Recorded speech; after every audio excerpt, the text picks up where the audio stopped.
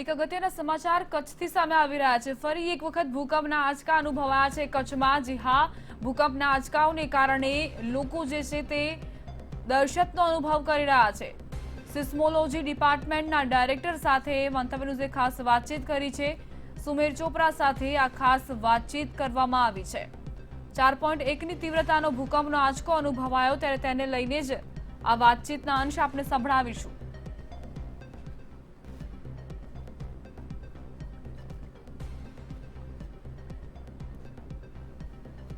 आज अंगे हमारा संवाददाता सोनल अनड़कर जोड़ाई गया है। सोनल, एक बाद एक कच्छ में भूकंपना आंचका अनुभवाई रहा है। 30 कलाक में 11 नाना मोटा आंचका अनुभवाया है। शुं विगत?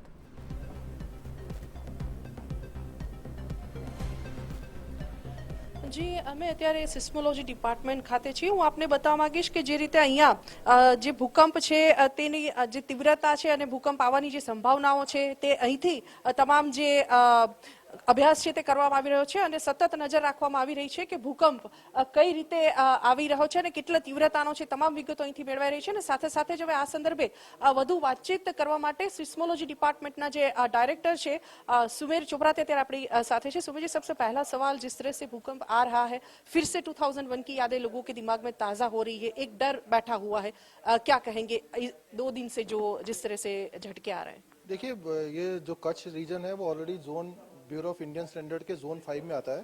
तो यहाँ पर ये 5 तीव्रता 4 तीव्रता के जितने भी भूकंप है ये जनरली यहाँ पर आते रहते हैं। मतलब हर 4-5 साल में आपको एक 5 मैग्नीट्यूड का और हर साल लगभग एक 4 मैग्नीट्यूड का अर्थक्वेक एक्सपेक्टेड है यहाँ पर। तो इसलिए ये हमारे हिसाब से जो है ये नॉर्मल एक्टिविटी है।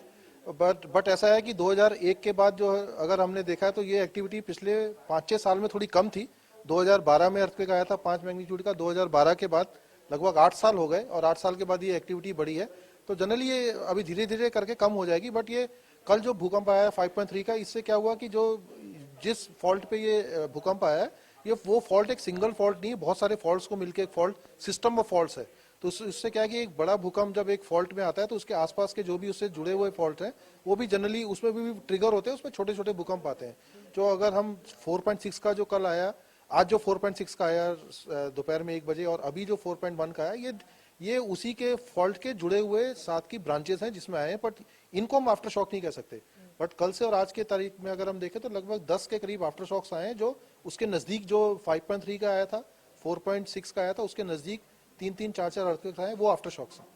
अच्छा, जिस तरह से सर अभी आफ्टर शॉक्स आ रहे हैं, आपने कहा कि जैसे 5.3 का कल आया, तो अगर हम गुजरात की बात करें, कितने जोन है? एक जोन में बांटा जाता है जिस तरह से 22 स्थान जो देखे जाते हैं उसके हिसाब से कितने जोन है गुजरात में और कितने डिस्ट्रिक्ट जोन 5 जो सबसे ज्यादा वो जोखमी होता है उसमें होते हैं? देखिए, ऐसा है कि भारत सरकार में एक ब्यूरो ऑफ इंडियन स्टैंडर्ड्स है, उसने एक साइस्मिक जोनिंग मैप बनाया है भारत का, जिसमें भारत को उसने 4 भागों में बांटा है। हम जोन 2 जिसमें सबसे कम शक्यता है भूकंप आने की या छोटे भूकंप आ सकते हैं, जोन 5 जहां पर ज्यादा शक्यता है भूकंप आने की और वहां पर बड़े भूकंप आ सकते हैं।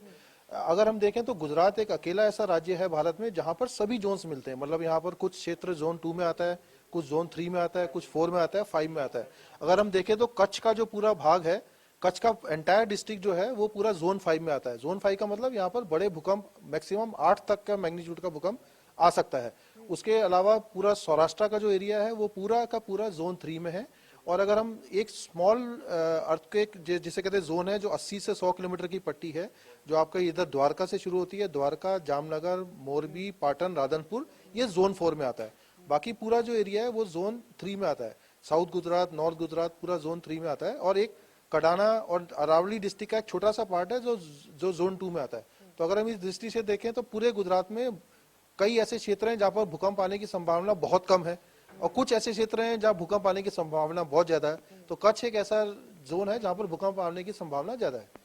सर, भूकंप का ज्यादातर अगर हम बात करें तो फोल्ट लाइन कुछ सक्रिय होती है, उसकी वजह से ये अकर होता है। तो अभी फोल्ट लाइन कौन सी सक्रिय है और कितनी क्या अभी आप देखते हैं, आपका जो अभ्यास है वो क्या कह रहा है, अभी कब तक कितने ये जो झटके वो हमको सहने पड़ेंगे? देखिए, ऐसा है कि फॉल्ट लाइन जब 2001 में एक बड़ा भूकंप 7.6 का अर्थक्वेक जिसे हम कहते हैं लार्ज अर्थक्वेक माना जाता है, बड़ा भूकंप माना जाता है। जब भी इतना बड़ा भूकंप आता है तो आसपास की 200-300 किलोमीटर की जितनी भी फॉल्ट लाइन है वो सब इफेक्ट होती है, उससे सब जनरली एक्टिव हो जाती हैं। तो 2001 के बाद हमने देखा है कि ऑलमोस्ट पहले जो भूकंप है वो लगभग साल में 1 मैग्नीट्यूड, कभी 4 मैग्नीट्यूड का आता था, कभी 3 का। पर 2001 के बाद जितने भी फॉल्ट लाइन है सब में हमने भूकंप मेजर किए हैं। लगभग आप मानेंगे नहीं, लगभग कच्छ में ही डिफरेंट फॉल्ट में पिछले 10 साल में 12,000 भूकंप आए हैं। 12,000 में से भूकंप में से ऐसा है कि उसमें से 99% ऐसे हैं जो आपने फील नहीं किए होंगे। सिर्फ 1% ऐसे हैं जिनकी तीव्रता 3 मैग्नीट्यूड से ज्यादा रहती है, वही आप फील करते हैं। बाकी जो है वो हमारे पास जो इंस्ट्रूमेंट्स हैं वो काफी सेंसिटिव हैं, उनका मैग्नीट्यूड 0.5, 1, 1.5 रहता है, वो आप फील नहीं करेंगे। तो वैसे अर्थक्वेक भी रिकॉर्ड होते हैं। तो हमारे पास जितने भी फॉल्ट्स हैं कच्छ में ऑलमोस्ट सभी जगह हमारे पास कुछ ना कुछ भूकंप आ रहे हैं।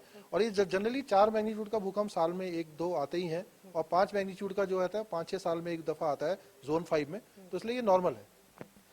તો આ હતા સુમેર ચોપરા, જેમનું કહેવું છે કે અત્યારે જે ફોલ્ટ લાઇન સક્રિય થઈ છે તેના કારણે થઈને આ ભૂકંપના જે ઝટકા છે તે આવી રહ્યા છે। 5.3ની તીવ્રતાનો આવ્યો અને હજુ હમણાં જ બપોરે 1 વાગ્યે પણ આવ્યો છે। એટલે ભૂકંપના જે ઝટકા છે તે ગુજરાત એકમાત્ર એવું રાજ્ય છે કે જ્યાં એક સાથે 5 ઝોન જોવા મળી રહ્યા છે અને કચ્છ જે છે તે સૌથી વધુ કહી શકાય કે ભયજનક ઝોન 5માં આવે છે અને તેના પગલે જ તેમાં સતત જે ભૂકંપના આંચકા છે તે આવી રહ્યા છે। જી જી બિલકુલ, આભાર સોનલ જોડાયા બદલ।